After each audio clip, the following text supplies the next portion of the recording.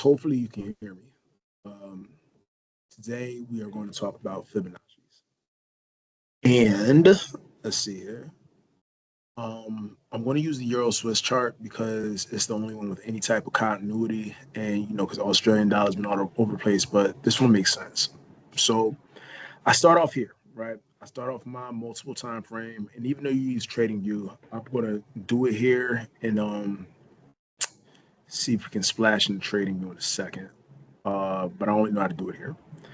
So I got my daily chart on the left, I got my hourly on the right, but this can work the same with 4 hour on the left and then 15 minute on the right, or really like 15 minute on the left and then 5 minute on the right.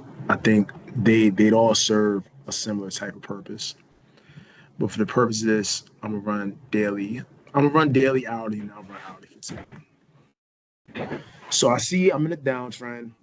For me, that means I'm only going to look for trends in the down direction. But for you like looking at a lot of different stuff. So let's see what we got here.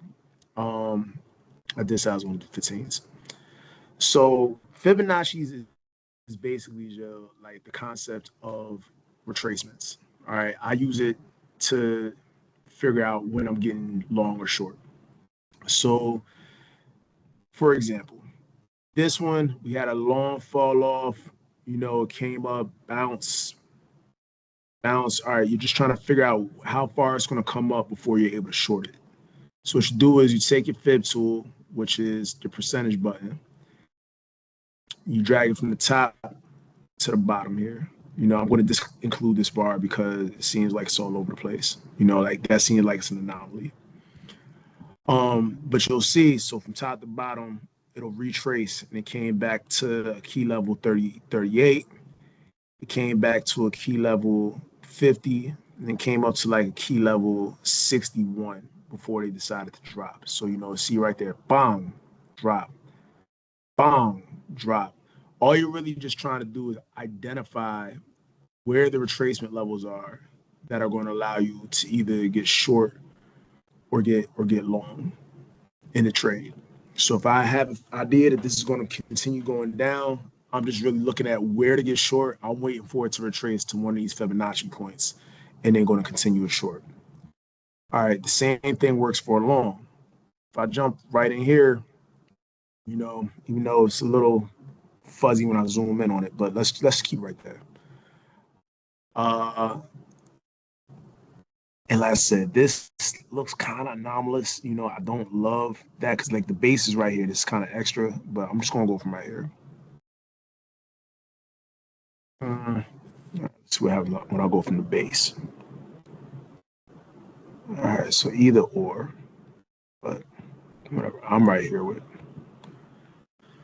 So you're looking for areas where a potential buy would be, and what I see was one right here when it was going to hit that 50. Okay, so that's how you do fibs, and you'll see them like in the larger time frames and stuff like that. They might be a little more consistent, and you can see where stuff will start to obey because like it came down that same 50% retracement line, and like all that seemed like buy opportunities, but this is an hour chart, so it's looking a little different. We'll keep it on the 15. Those are Fibonacci's concepts in general. Is a concept called an inverse, where like if I look at this and it goes A, B, C, you got to decide where wave C is going to be, but that's a story for another day. I'm going to pull up another chart here and see if anything does you any good.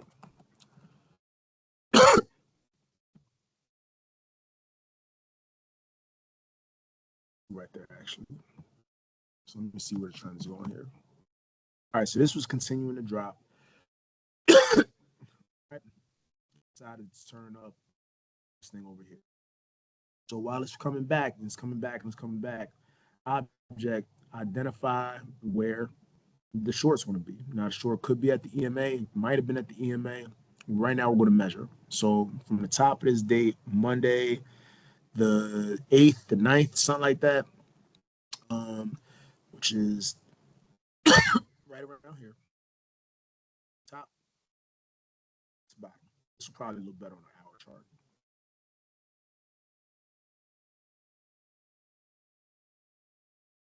All right, object identify level where you can get short. Now you'll see this one a little spicier because it came up, it touched that 38, and then it dropped. You know, it was touched it again, dropped. Did it a couple times. If I zoom back in on that 15, you'll see it. Like it was playing around there for a minute, which is good for you because you're a scalper. You know, for me, this would have been a little tricky because I'm expecting a big break low and it kept on retesting, retesting, retesting. But you probably would have ate here. All right, and it broke that level and came up to this 50 level.